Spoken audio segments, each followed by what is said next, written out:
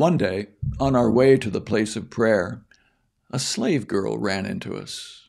She was a psychic and, with her fortune-telling, made a lot of money for the people who owned her. She started following Paul around, calling everyone's attention to us by yelling out, "These men are working for the Most High God. They're laying out the road of salvation for you." She did this for a number of days, until Paul, finally fed up with her, turned and commanded the spirit that possessed her, "Out! In the name of Jesus Christ, get out of her!" And it was gone, just like that. When her owners saw that their lucrative little business was suddenly bankrupt, they went after Paul and Silas, roughed them up and dragged them into the market square. Then the police arrested them and pulled them into a court with the accusation, "These men are disturbing the peace, dangerous Jewish agitators subverting our Roman law and our order." By this time, the crowd had turned into a restless mob out for blood. The judges went along with the mob, had Paul and Silas's clothes ripped off, and ordered a public beating. After beating them black and blue, they threw them into jail, telling the jailkeeper to put them under heavy guard so there'd be no chance of escape. He did just that, threw them into the maximum security cell in the jail and clamped leg irons on them.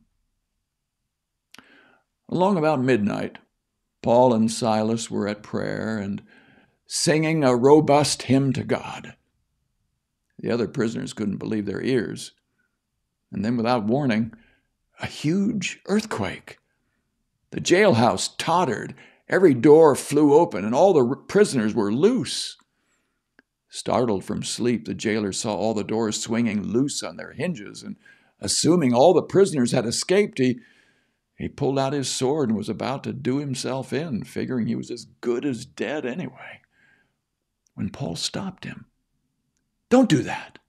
We're all still here. Nobody's run away." The jailer got a torch and ran inside. Badly shaken, he collapsed in front of Paul and Silas.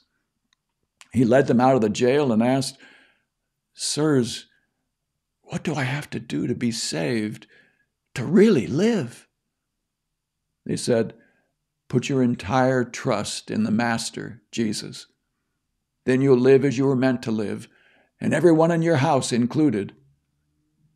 They went on to spell out in detail the story of the Master. The entire family got in on this part. They never did get to bed that night. The jailer made them feel at home, dressed their wounds, and then, he couldn't wait till morning, then he was baptized. He and everyone in his family. There in his home, he had food set out for a festive meal. It was a night to remember. He and his entire family had put their trust in God. Everyone in the house was in on the celebration. And at daybreak, the court judges sent officers with the instructions, "Release these men." The jailer gave Paul the message. "The judges sent word that you're free to go on your way.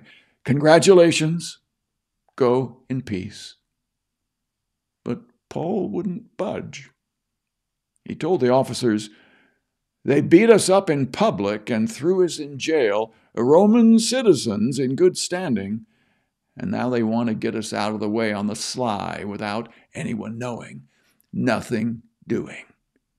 If they want us out of here, let them come themselves and lead us out in broad daylight." When the officers reported this, the judges panicked. They had no idea Paul and Silas were Roman citizens. They hurried over and apologized, personally escorted them from the jail, and then asked them if they wouldn't please leave the city.